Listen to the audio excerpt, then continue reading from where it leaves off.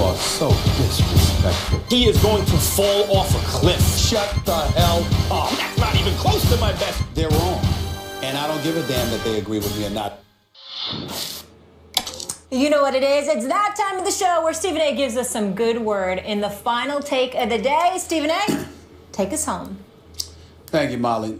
You know, it's a little bit too early. Still a few weeks to go in the regular season. But it is about that time to start thinking about who warrants Coach of the Year honors. You think about the job that Andy Reid is doing in Kansas City. We can't ignore that. Jack Del Rio in Oakland. We can't poo-poo that. You look at Bill Belichick once again putting his greatness on display. 11-2 record, 4 of those games without the great Tom Brady. We certainly can't dismiss that either. But as sacrilegious as it may sound, as much as it may nauseate me to admit, I must confess that if I was compelled to give a vote today, it would have to be for Jason Garrett of the Dallas Cowboys. And by the way, it ain't just because of their 11-2 record, only 2 losses to the New York Giants to speak about. It's also because of the history of Jason Garrett. When this man got the job in 2010, taking over in Week 10, I was appalled by it, A, because I thought that Jerry Jones basically had set Wade Phillips up to fail. They struggled. He takes over in Week 10. He's already being paid as much as the head coach, which you know is a sign of things to come. Jason Garrett was the resident golden boy, the resident son of Jerry Jones. He goes 5-3 that year. But over the next 3 years, 8-8, 8-8, 8-8. Although it had me laughing, it also had me looking at Jason Garrett as somebody who simply wasn't getting the job done. Losing on a final regular season game to a divisional foe, each time. Then they go 12-4. But they ran DeMarco Murray into the ground. And I said, what greatness is there in that? And of course, they nosedived last year when Des Bryant and then Tony Romo got hurt. But this year, watching these Cowboys, as much as it pains me to admit, Jason Garrett deserves a hell of a lot more credit than any of us are giving him. You got a rookie quarterback. You got a rookie running back. You still got a 6th-ranked offense, the number 2-ranked rushing attack. But he doesn't even deserve credit because of that. It's because on the defensive side of the ball, where the Dallas Cowboys are clearly supposed to be a liability. They have the 5th-ranked defense in the NFL, number 2 against the run. Bottom line is this. You got some talent on that defense. It ain't elite as the talent on the offensive side of the ball. But nevertheless, the Dallas Cowboys are getting it done, despite their dysfunctional environment with an owner who can't keep his mouth shut because he wants to be the coach, the GM, and everything else. Somehow, some way, Jason Garrett has worked through all of that. Major props. He's my coach of the year. I feel bad for Canelo because Canelo is not the ducking type. Because he doesn't want to throw his promoter under the bus, he's taking bullets from fans saying, you're ducking Triple G. Canelo doesn't want to throw Oscar De La Hoya under the bus. I will. Oscar De La Hoya right now looks like a flaming hypocrite. The bottom line is Triple G wanted this fight for a long time, but his promoter doesn't want to take that risk against Triple G, a man that most consider the baddest man on the planet. All right, so there's that. Our next guest is boxing royalty, winning 10 titles in 6 different weight classes, including the lineal championship in 3 weight classes. He's currently the CEO and chairman of Golden Boy Promotions, the first Mexican-American to own a national boxing promotional firm. We welcome Oscar De La Hoya to the show, who joins us ahead of Bernard Hopkins' final fight against Joe Smith Jr. at the Forum. Oscar, thank you so much for being with us. And good morning to you guys. Good morning. Stephen A., take it away. Now, Oscar, you know I love you. We'll get into why I got on you being hypocrite about the Canelo Triple G, but you know I love you. We'll get to that just a little bit, but one of the biggest reasons, I got to do you some justice because, look, I'm personal friends with Bernard Hopkins. He and I go back almost 20 years. To me, I want you to talk about this fight, what it means to him, what it should mean to the rest of us, because he's fighting at age 50 for crying out loud. Right. I don't like it, but he wanted to do it. How do you feel about this, Oscar? Well, I mean, first of all, it was an honor stepping inside the ring with a legend like Bernard Hopkins. I mean, even though I got stopped in the 9th round, it was an honor.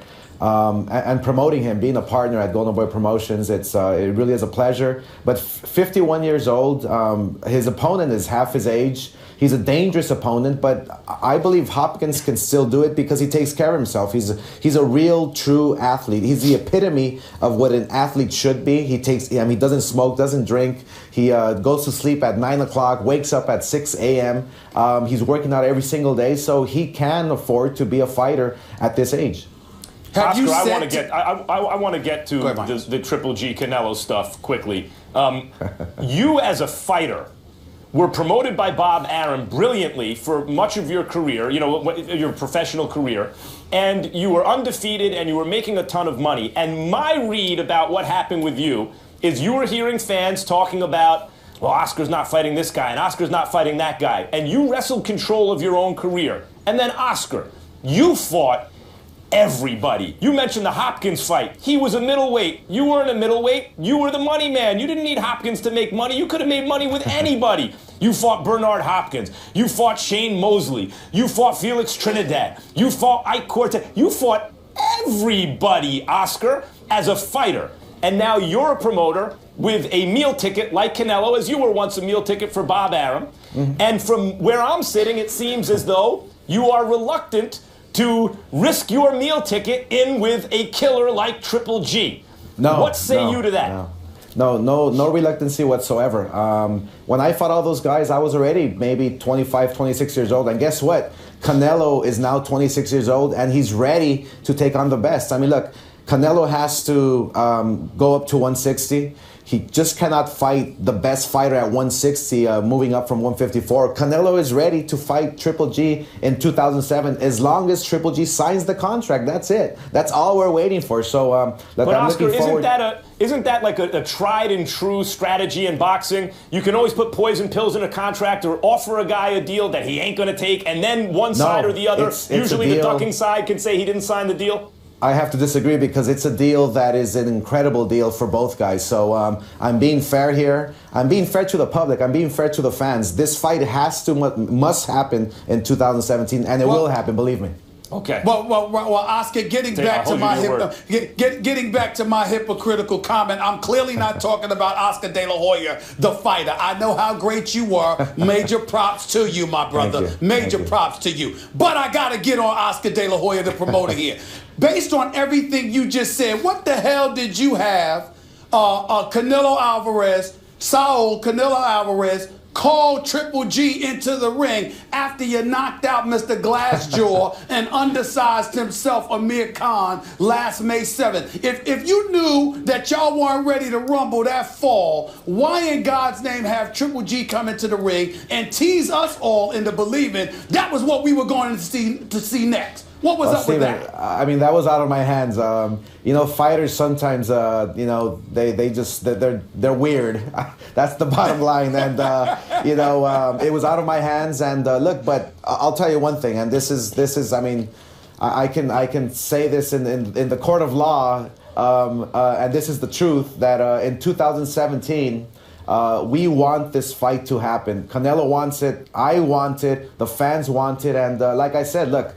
We're offering Triple G a fair contract, more than fair contract, an incredible contract, and we're hoping that September of 2017 this fight can happen.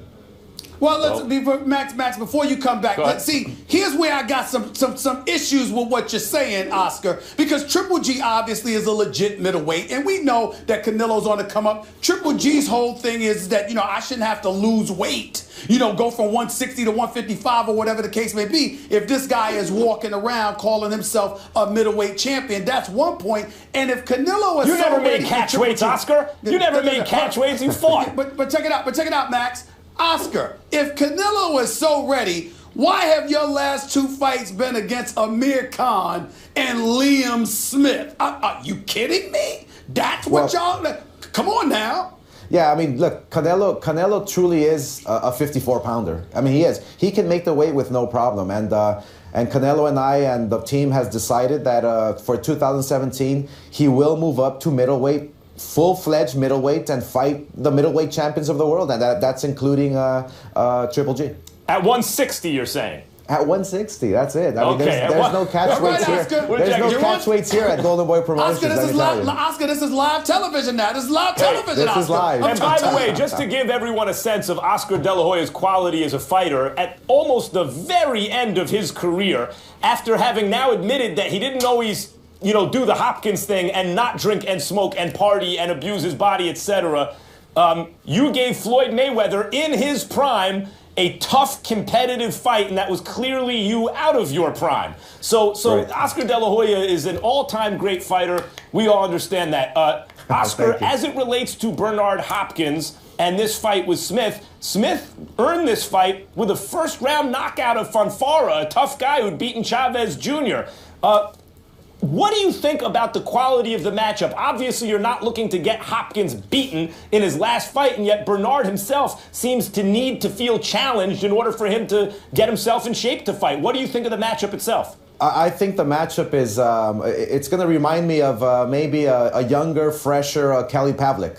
Bernard Hopkins is a fighter who knows how to dissect you. He knows how to take you apart and finish the fight in the later rounds. I think Bernard Hopkins is going to have a great time in there. I mean, who knows? Maybe I'm wrong. Joe Smith is a very durable, tough guy from the East Coast, All-American who's going to go out there and do his very best. But he does have power. He does have skill, and he's here to win. So it's going to be a tough fight for both guys. But I think Bernard Hopkins, his ring generalship, his skill, his experience, I think it's going to overtake the young Joe Smith.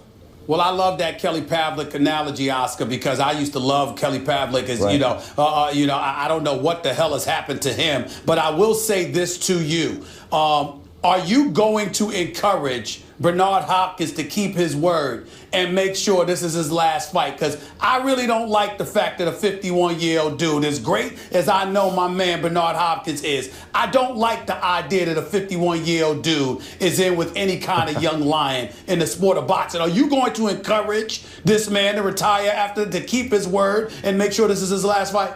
I'm convinced this is his last fight, and believe me, look, we already have the Bernard Hopkins grilling machine for him when he retires. So just like George Foreman. So this is his last one. We're hoping it's his last one, but I really do believe him. He's working hard. He's out there, exposing himself to the world. He's a new man. He's a changed man. He's a man of that's very positive. He's a influential man. I believe that Bernard Hopkins is bigger than boxing. I believe that Bernard Hopkins, once he's done and retired, I believe he's going to have such an inspirational story where he can just be bigger than the sport. Hey, Oscar, real quick before you go, I just want to say that as a fighter, you oftentimes put competition and glory and your legacy ahead, and really serving the boxing fans ahead of your own business interests at times. I mean, that's true. I mentioned the Hopkins fight, and I hope as a promoter, and you've done an amazing job. I never thought you would be as successful as you are and would have stuck to it through all the ups and downs, and you have. What you've done with Golden Boy is very impressive. Thank you. I want to tell you right now that I hope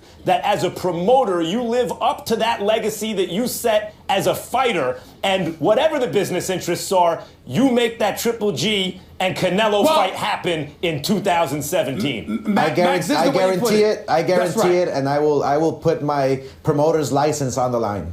That's what I wanted to hear, Oscar. I wanted to make sure that we ended this segment with you promising boxing fans we will see Triple G versus Canelo Alvarez in 2017. Do I have your word on that, sir? You have my word, and Canelo is not afraid of Triple G. September, we're hoping he signs the contract, and it will happen. Oscar, thank you. We're also looking forward to Saturday. I know where I'm going to be at. The I Forum. know where I'm going to be. And Oscar, I want to personally thank you for putting up with those two. Max and Stephen A. are a lot. I got to deal with both of them every day. I love putting up with them. I love putting up with them. See, but you feel for me. Those two are tough. I came on the show for you, Molly. Thank you. We appreciate you. Like everybody. Smart move. We appreciate you. All right.